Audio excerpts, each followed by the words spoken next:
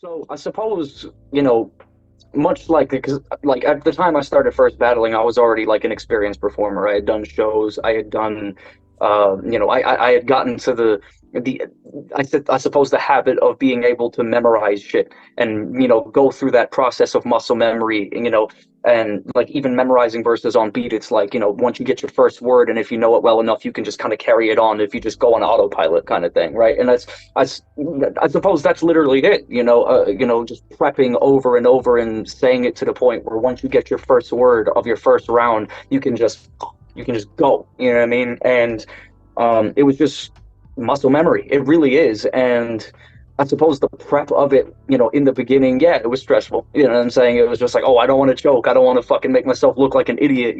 I don't know what I'm not going to.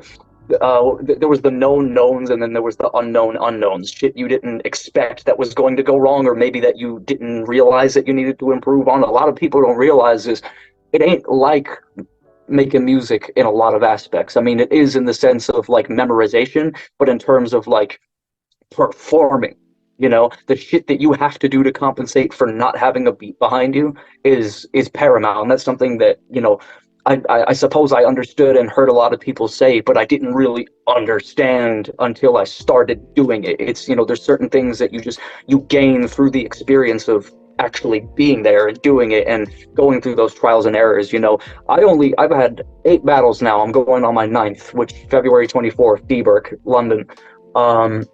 Like it's that performing aspect, it's the projection, it's the being loud enough, it's the being animated enough and not standing there like a fucking statue. You know what I'm saying? It's just like, it's not just your words, it's how you say them with conviction. It's how you grasp the crowd. It's the nuances of like timing, you know what I mean? It's the nuances of comedic timing. A lot of people in battle rap don't like to be compared to like stand-up comedy and shit, because they think, oh, that's corny, bro. But in a lot of instances it is, because like it's not necessarily always comedic timing, but it is timing. You know what I mean? It's like when the punchline hits, how the punchline hits, the cadence in which you say that punchline. If something's a little bit off, it might not hit as hard as if you were to say it like this, or say it like this. If you were to say it loud, or like have a little bit of a space, or go really fast, or have like a build up. There's so many different things with the freedom that you can do that you can't do on a beat.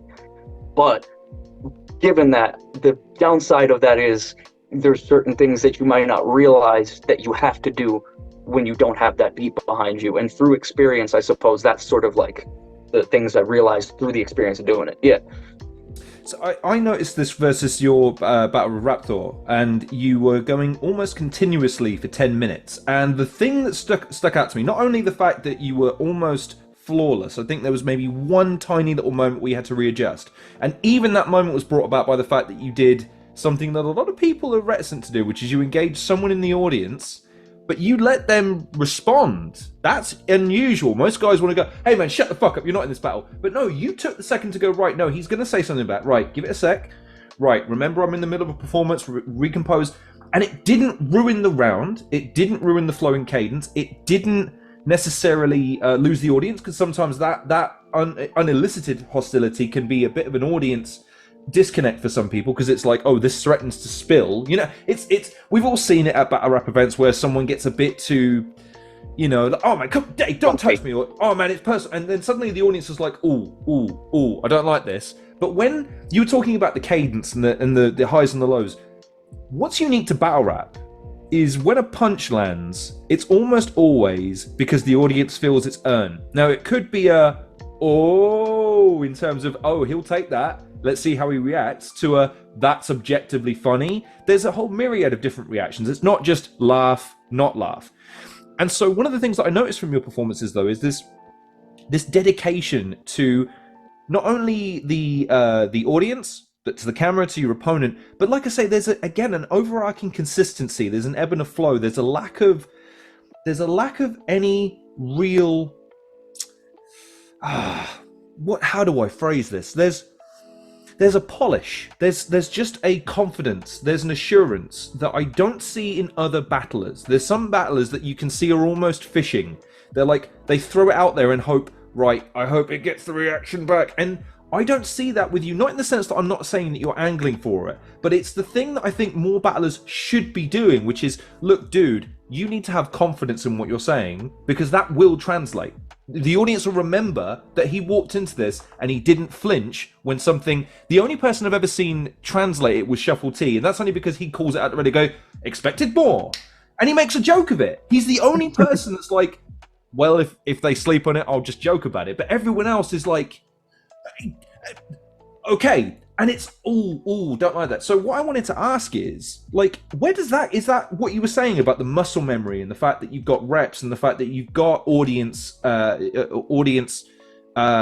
not manipulation, but you know how to cater to a crowd so that they get what they need and they get what they want?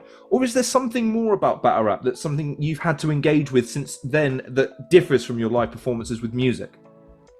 I suppose the one of the big things about battle rap is diversion of expectations. That is applicable to a lot of my performances, and the audience thinks it's going to go one way, but then it goes this way, and then that usually makes them react in depending on the context of what you're doing and what you're leading up to. And the example you use with Shuffle, with the expected more, where you're kind of thinking on your feet and you're going outside of what you plan to do.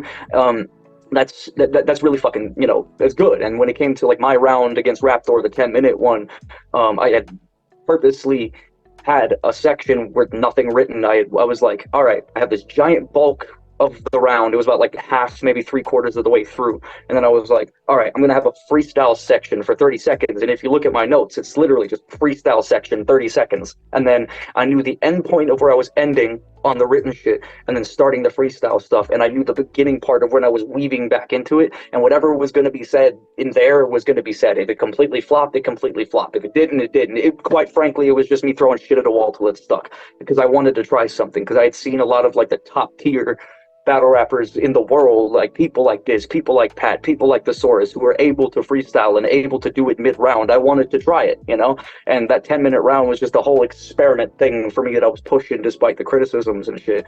So that was just literally that. But as another thing that's really important in battle rap, I suppose, is self-awareness, right? Which, being on the spectrum a little bit, you know what I mean? Got a touch of autism, right? That's not something that was one of my greatest strengths to begin with, right?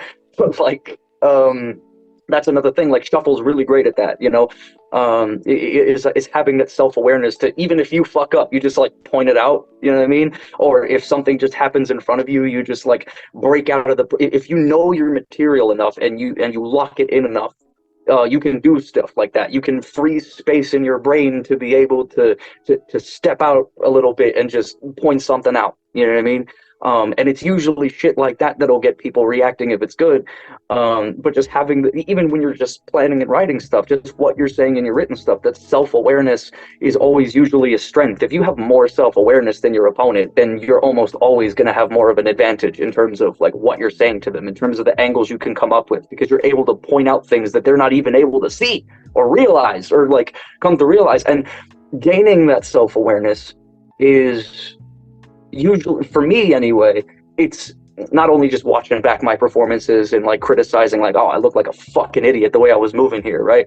It's what your opponent's saying to you, things that your opponents might point out about you that you didn't even conceptualize or realize about yourself. And then you can use that, and you can either play into it, you know what I mean? You can play into it, you can make it a thing to where it disarms that angle, right?